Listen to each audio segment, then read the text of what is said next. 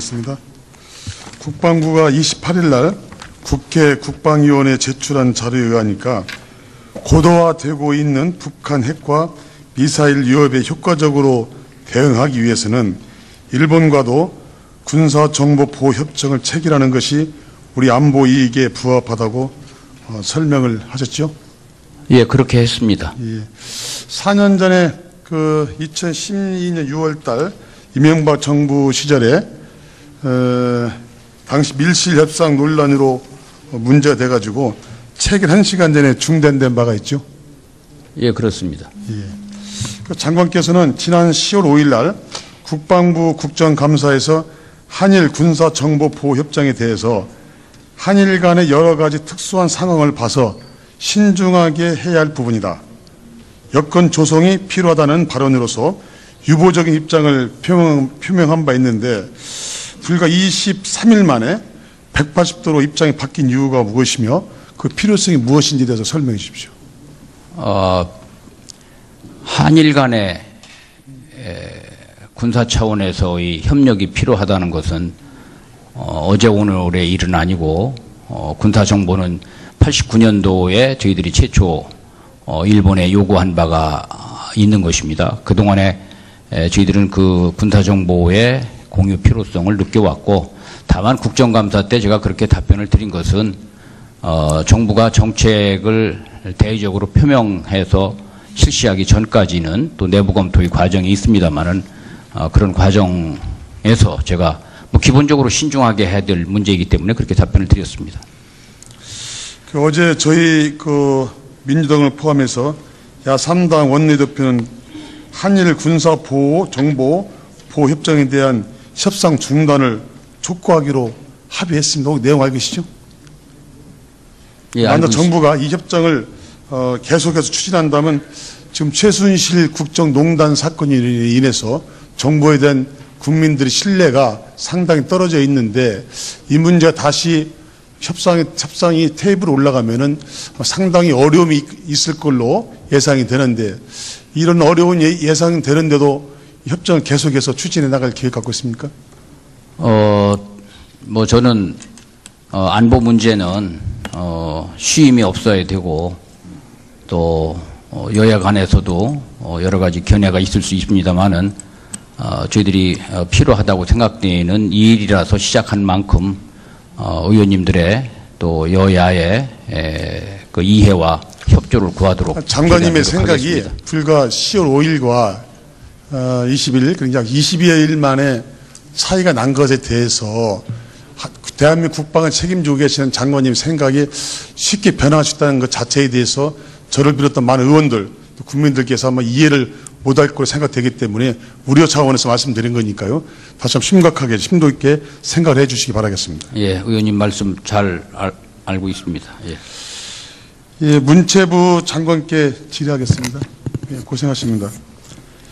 예, 장관께서 30일, 31일에 간부회의를 열고 문체부 정상화 방안을 논의해서 어제 발표한 걸로 알고 있습니다.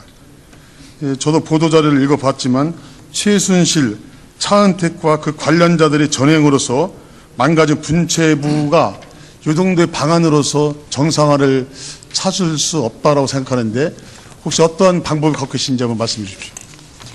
우선 가장 급한 것은 지금은 국회의 예산 심의를 앞두고 국민들께서 우려하시는 문제성이 있는 사업이 어떤 것이 있는지 가려내는 것이 가장 급선무입니다. 지금 교문위 위원들의 지적에 따라서 현재 그 작업을 가장 우선적으로 하고 있습니다. 예. 두 번째는 TF를 만들었습니다. 단발성 사업으로 이미 완료가 됐거나 아니면 올해도 지속하고 있는 사업 중에서 그 여러 가지의 기준을 정했습니다. 그 절차상의 문제가 있었거나 아니면 내부적으로 정책 구상을 통해서 올라가지 않았던 그런 문제가 있는 사업들, 그리고 개인의 사익을 추구한 것과 관련되어 있어 보이는 사업들을 전면적으로 점검해서 문제가 발견될 때에는 법적 행정적 절차를 거치겠다라고 하는 점입니다. 세 번째는 지금까지 이러한 문제점이 노정되었었던 근본적인 이유는 업무를 처리함에 있어서 있는 규정을 잘 지키지 않았거나 아니면 필요한데도 투명성과 공정성을 담보할 수 있는 시스템이 구비되어 있지 않은 길목들이 있었습니다. 그런 점들을 면밀히 점검해서 국민들에게 다시 신뢰를 얻을 수 있도록 시스템 정비하는 그런 단계별 조치를 취하고 있습니다. 그 김종 전 차관, 또 송성각 진흥원장, 문학이 큰 실세들이라고들 언론에서 얘기하고 있는데 두 분께서 사표를 냈지만 제가 판단하기에 문체부나 산하기관 속에서 이 두 분 이외에도, 두 사람 이외에도 최순실 또 차은택과 관련되어 있는 수많은 힘 있는 실세들이 곳곳에 요직에 많이 지금 박혀서 국정을 농단하고 있다는 생각을 갖고 있는데 혹시 이 점에 대해서 한번 파악해 보신 적 있습니까? 예, 내부적으로 그간의 새로 된 인사에 관해서 파악을 해봤습니다만 지금 걱정하시는 것 같이 그렇게 다수 인원이 들어가 있는 것은 아닌 것으로 보이고 다만 계약을 체결한 그 계약 상대자라든지 이 보조금 사업의 주체라든지 하는 점에 있어서는 의문을 갖게 하는 그런 주체들이 좀 있습니다. 그 부분에 대해서는 저희가 내부적으로 그 TF를 통해서 면밀히 점검 작업을 하고 있습니다. 제가 판단할 때는 문체부가 국민들의 신뢰를 받기 위해서는 지금 국정농단의 가장 큰 핵심이 지금 문체부에 많이 쏠려 있지 않습니까? 장관께서 국민들 신뢰를 회복하기 위해서는 이 두 사람 이외에도 혐의가 있다든지 의혹 있는 분들은 좀 표현이 잘못됐을지 모르겠지만 촉간해서 이분들을 좀 징벌하시고 좀 이 현직에서 좀 제외시키는 것이 정상화의 한 방법인가 아니라는 생각이 듭니다. 이 점 동의하십니까? 지속적으로 찾고 문제가 있는 경우에는 즉시 족시하도록 하겠습니다. 언론에 많이 보도됐죠. 노태강 전 국장 또 전재수 전 과장 내용 좀 알고 계시죠? 예, 알고 있습니다. 그분들이 언론을 통해서 나온 얘기가 상당히 억울하게 지금 한직으로 밀렸고 또 사표를 제출한 걸로 알고 있습니다. 박근혜 대통령께서 두 사람을 나쁜 사람이다 라는 지칭 한마디에 이분들의 인생이 달려졌습니다. 혹시 장관께서는 가능할지 모르겠지만 이 두 사람에 대해서 선처를 할 수 있다든지 또는 이 두 사람에 대해서 명예회복을 시킬 수 있는 길이 있다고 생각하십니까? 어제 교문위 상임위에서도 답변을 드렸습니다만 인사 문제에 관해서 지금 이 언론에서 제기하고 있는 이런 점들은 종합적으로 판단을 해봐야 되는 문제입니다. 그래서 이 두 분뿐만이 아니라 지금 여러 인사에 관해서도 이 점검할 필요가 있고 그 점에 관해서는 저희가 현재 진행해야 되는 여러 사안들을 점검하는 과정 중에서 점검을 하도록 하겠습니다. 예, 거듭 말씀드리는데 최순실 차은택으로 인해서 불이익을 당한 사람이 이 두 사람이 지나지 않을 것이라는 확신을 갖고 있습니다. 그래서 최순실 차은택과 관련된 자들을 확실히 가려내서 엄중하게 문책하고 또 무고하게 불이익을 당한 공직자들에 대한 조치부터 강구하는 것이 우리 문체부 장관이 해야 할 문체부 정상화의 시작이라고 생각하고 있습니다. 장관께 제 말씀 동의하십니까? 조직을 안정시킬 수 있는 최적의 방법을 강구해서 시행하도록 하겠습니다. 법무부 장관께 질의하겠습니다. 요즘 언론에 보니까 최순실 씨의 진짜 실세는 최순실 씨가 아니고 최순실 씨의 언니 최순득이라는 이야기가 나오고 있는데 혹시 이런 언론 내용을 혹시 보신 적 있습니까? 예, 언론에서 봤습니다. 예. 언론을 통해서 본 내용인데요. 최순득 씨가 정부기관 인사나 예산 배정을 지시하면은 최순실 씨가 정부 관계자를 통해서 처리했다고 나와 있습니다. 구체적인 증언도 있으니까 꼭 수사를 해야 한다고 생각하는데 최순득 씨가 현재 도곡동 자택에서 있다는 얘기를 들었습니다. 또 최순득 씨뿐만 아니라 그의 딸 장시호 씨가 최순실에게 차은택을 문학의 황태자라 불리우는 또 다른 비선 실세죠. 차은택을 소개해준 장본인이자 또 다른 실세라는 의혹이 있습니다. 이 장시호 씨가 작년 6월에 설립한 동계스포츠센터가 불과 1년 동안 문체부로부터 약 7억 원의 예산을 지원받은 특혜 논란이 있는데요.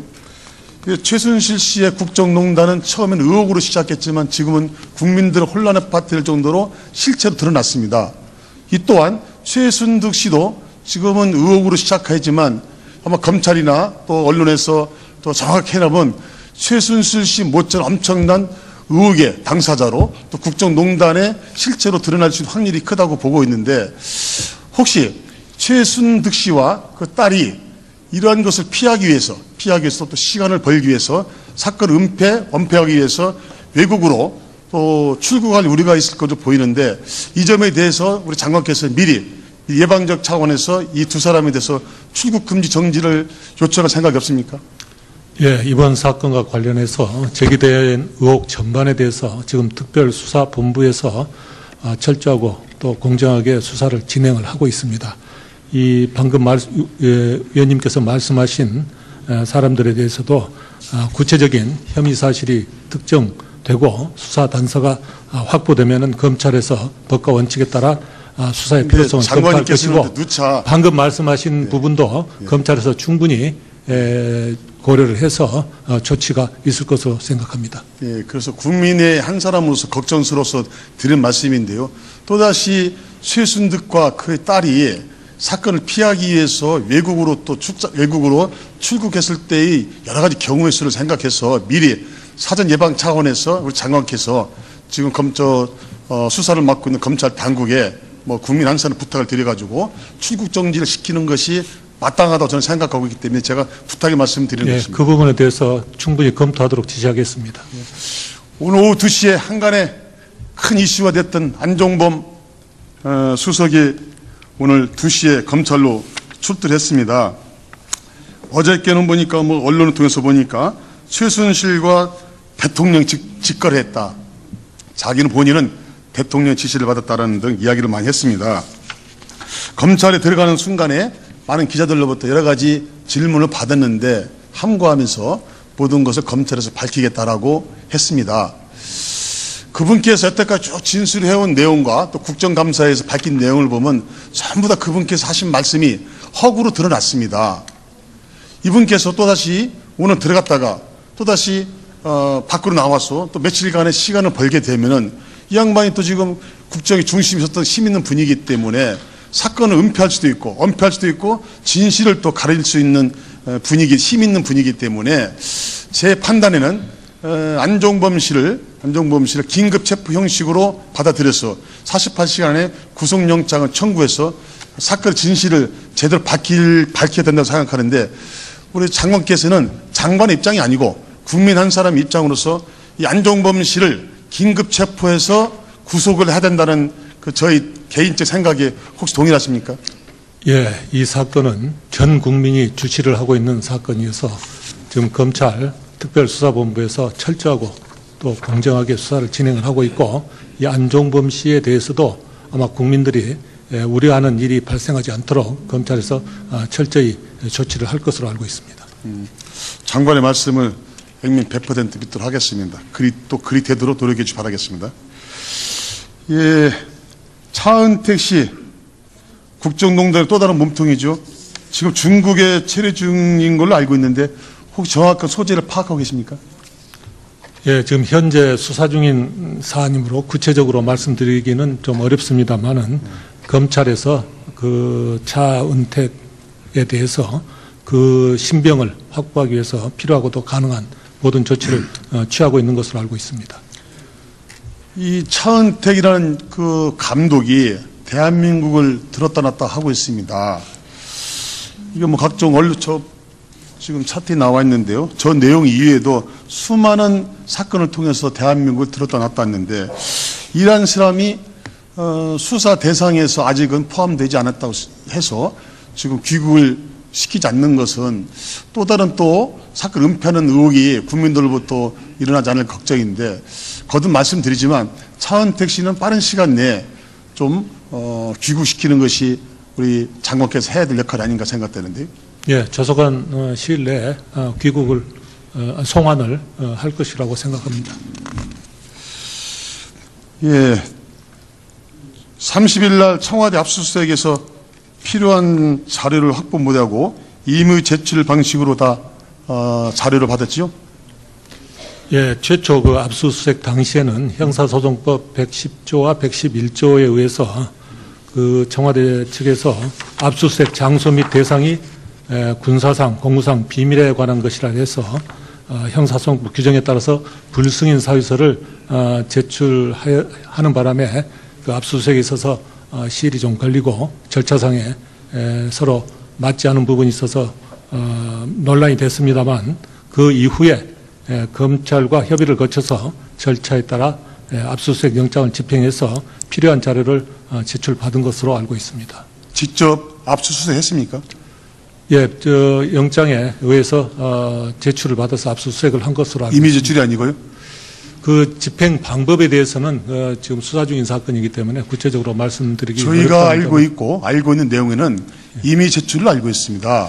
그래서 지금 많은 법률가들이 금방 장관께서 말씀드린 형사소송법 110조와 111조에 대해서 해석이 분분한데 저희같이 법을 잘 모르는 사람들도 이게 군사기밀장소가 아닙니다. 안종범 수석실과 정호성 비서관 집무실은 군사비밀보호시설이 아닌데 이곳을 왜 그렇게 청와대에서 군사비밀장소로서 명명해가지고 압수수색 거부한지에 대해서는 상당히 의문이 가는데 혹시 이미 제출 방식이 아니고 또다시 이분들을 제대로 수사를 하기 위해서는 청와대에 대해서 정확한 압수수색이 필요하다고 생각하는데 만약에 검찰에서 청와대를 압수수색할 경우에 청와대